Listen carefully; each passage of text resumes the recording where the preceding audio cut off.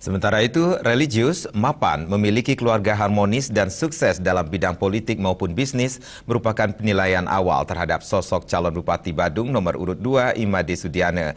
Dengan sejumlah modal tersebut, Imade Sudiana bertekad mengabdikan hidupnya untuk melayani dan memajukan pembangunan di Kabupaten Badung.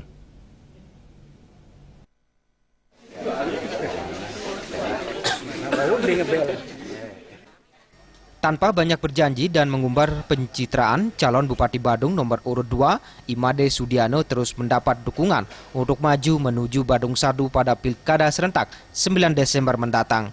Kali ini, kebulatan tekad untuk mendukung kemenangan Imade Sudiana disuarakan masyarakat Banjar Ting Tutul, Desa Prerenan. Dalam simekrama yang berlangsung di rumah Made Soekarto, masyarakat Banjar Ting Tutul bertekad tidak sebatas memberi dukungan, tapi juga membantu mensosialisasikan calon Bupati nomor urut 2, Made Sudiana kepada masyarakat luas di Kabupaten Badung. Susah rasanya, yang kita lihat sudah lewat itu banyak yang memberi kebohongan kepada masyarakat. Baru saat inilah rasanya saya melihat calon pemimpin yang jujur dan polos, tidak mengumbar janji. Maka dari itulah masyarakat kami, semeton kami di Desa Prerenan ini, khususnya di Banjar Ting Tutul, sangat antusias mendukung Pak Made Sudiana karena kejujurannya dan kepolosannya yang akan memimpin masyarakat Badung pada umumnya.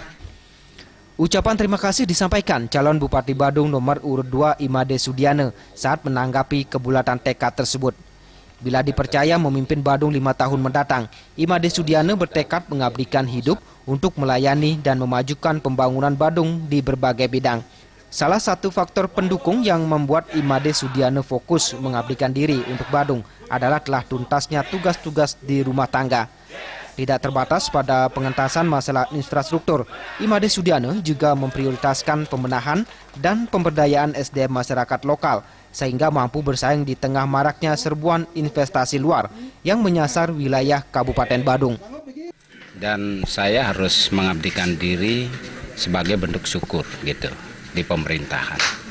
Dan kalau kita melihat permasalahan Badung, itu kan secara sepintas kelihatannya tidak ada masalah ya. Kabupaten yang PAD-nya sangat tinggi ya, dan pemerintahannya cukup kuat. Tapi kita harus melihat masyarakat itu secara utuh. Bagaimana kondisi masyarakat kita? Apakah sudah siap dengan gempuran investasi saat ini? Dan kalau kita amati, pondasi ketahanan masyarakat kita itu sangat boleh dikatakan hampir rapuh gitu. Dan inilah yang mesti harus mendapatkan serius oleh pemerintah.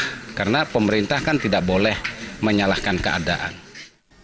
Pengalaman Imade Sudiana di birokrasi juga menjadi modal penting dalam menata pemerintahan Badung di masa mendatang. Di hadapan masyarakat, Imade Sudiana berharap dukungan yang diberikan tidak sebatas pada kata-kata, tapi juga satya wacana dengan datang ke TPS pada 9 Desember, sekaligus mencoblos dan memenangkan paket nomor 2. Alit Sidi dan Kadek Indrawan, Bali TV.